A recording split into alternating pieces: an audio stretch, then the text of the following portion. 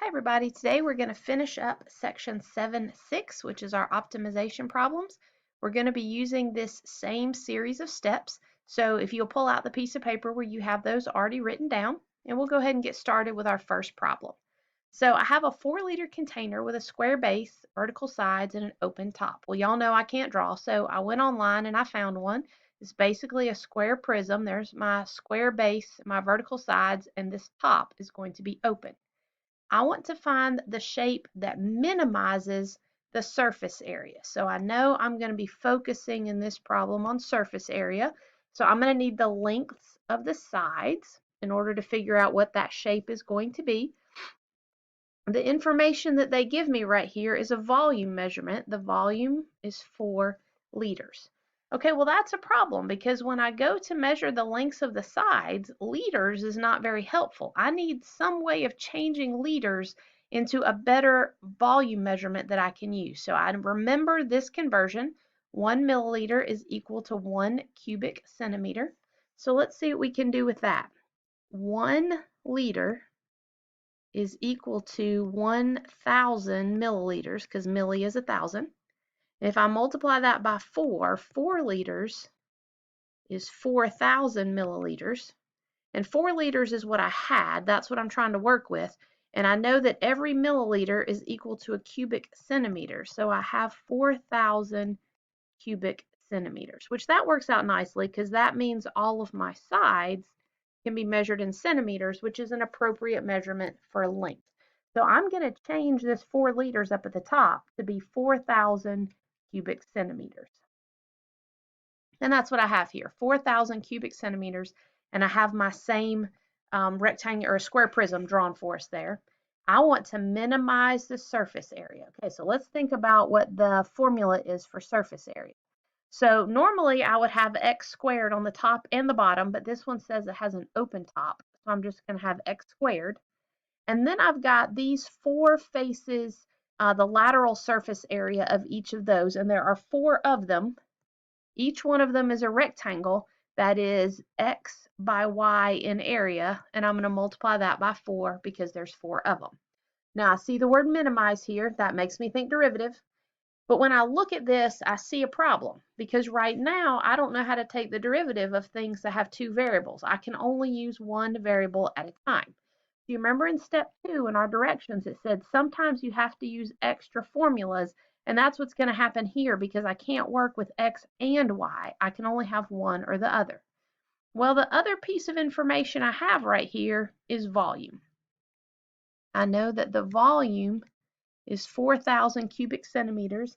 And if I want to find the volume of a square prism, it's the area of the base, which is a square, so x squared times the height, which in this case is y.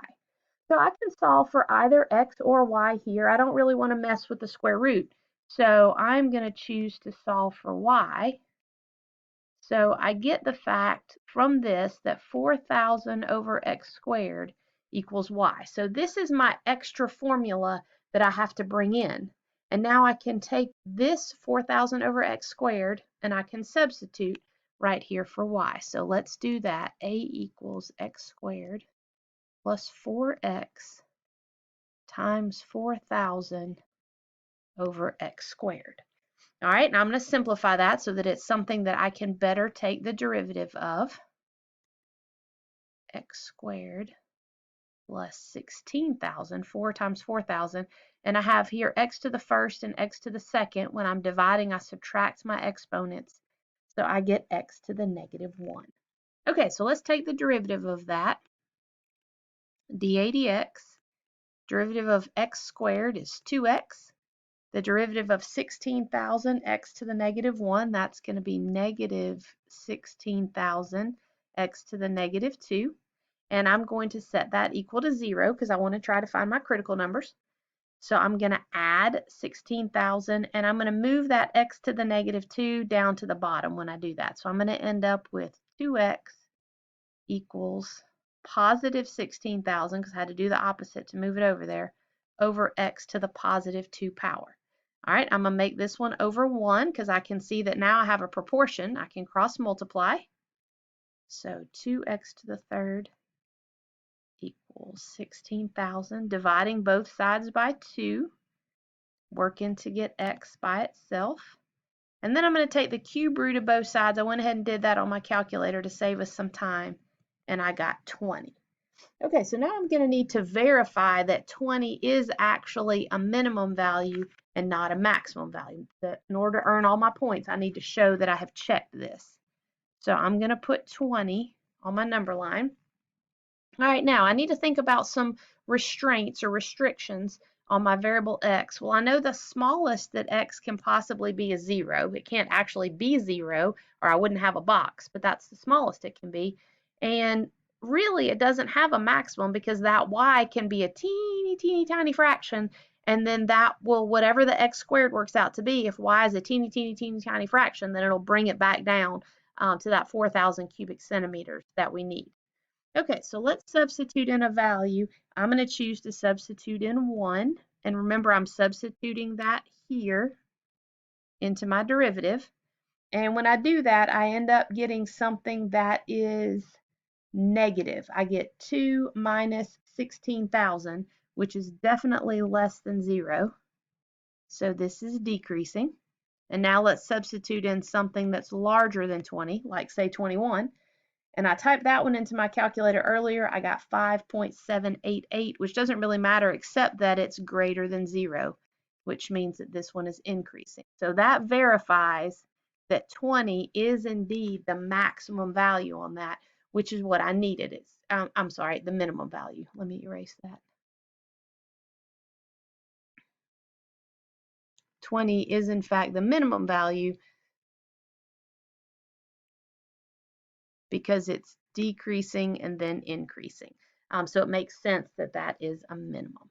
Okay, so I'm going to erase that just to get it out of the way because I need some more space to finish out this problem.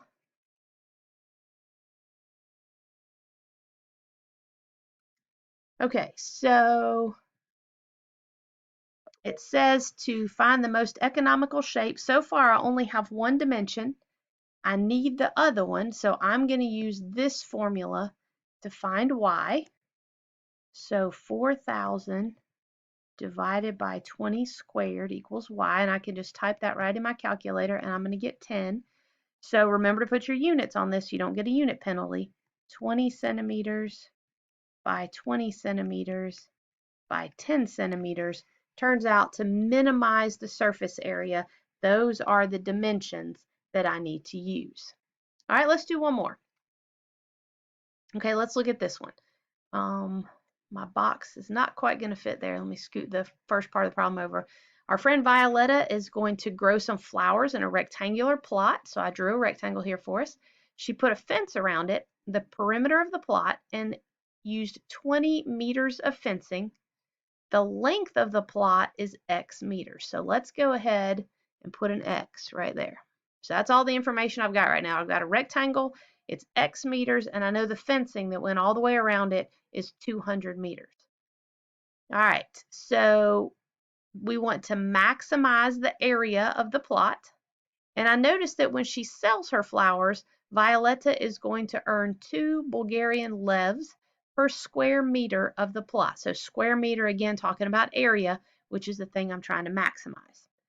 So I want to show that, so that means I'm going to have to do some math here to prove that the width of the plot is 100 minus x. Okay, so all I know right now is the width is some length, let's call it y, because it doesn't have to be the same as x.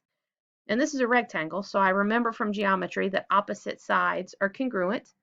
And I also remember for geometry that if I want to find the perimeter, I add up all the sides. Okay, so now let's fill in the information that we have, and I'll move down here where I have a little more space. I have 200 as the perimeter, and if I combine my like terms, I have 2x and 2y. Well, x is the length, they told me that. They're asking me for the width, that's y. So I want to work to get y by itself. So I'm going to subtract 2x from both sides, divide by 2 all the way across, and I get 100 minus x equals y, which is the width that they asked me to find. Okay, now you might be tempted to skip this step and just divide by 2 in your head, but remember, for a show that problem, you want to be sure to show all the work, show all the steps that helped you to get there. So I'm dividing by 2. I don't need to show my cancellation here. I can just divide. They know I can divide each of those numbers by 2, but I do want to show this divided by 2 step just in case. All right, so let's move to B.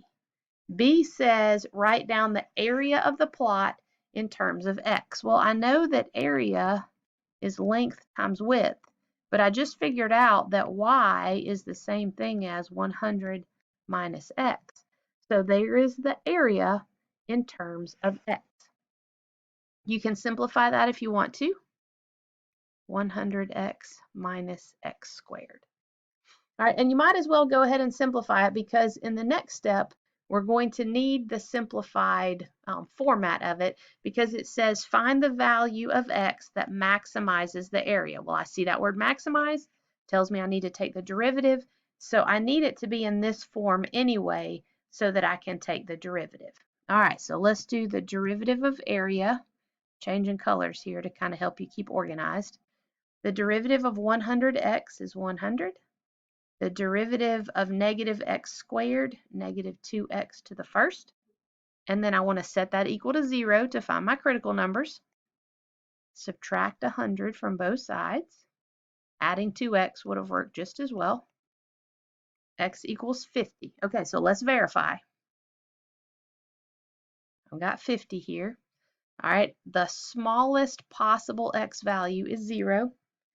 All right, and then because I know that it cannot be more than 200, if x is 100, then that's the maximum that I'm going to be able to see there because then y would be 0, which doesn't actually exist. So that's the best I can do. All right, so let's substitute in a value here. I'm running out of space. So the value that I chose to substitute was 1. And if I substitute into the derivative, which is here, 100 minus 2 times 1, that's going to be something that's positive, so it's going to be increasing. Substitute in something larger than 50, so I chose to substitute 51. I just don't have space to write that down. Well, you can see if I multiply 2 times 51, I'm going to get something bigger than 100. So 100 minus something bigger than 100 is negative.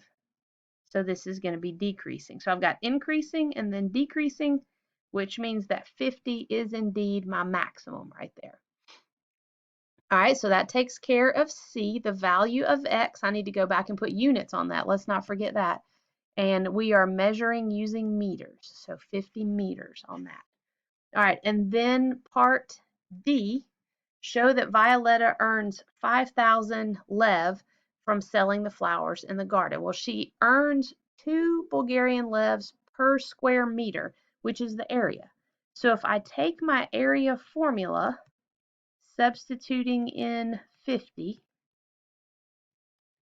so I would get 50 times 50, which is 2,500, and then I'm going to multiply that by 2 because she gets 2 per square meter, and then my units on that would be BGN. So she's going to get 5,000 Bulgarian lev from selling the flowers grown on the plot.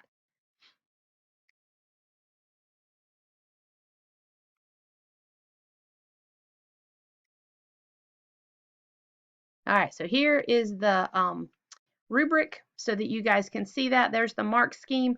I'm going to run out of time in just a second, so I will allow you to pause the video here and see how the marks are given so you'll know what they're looking for.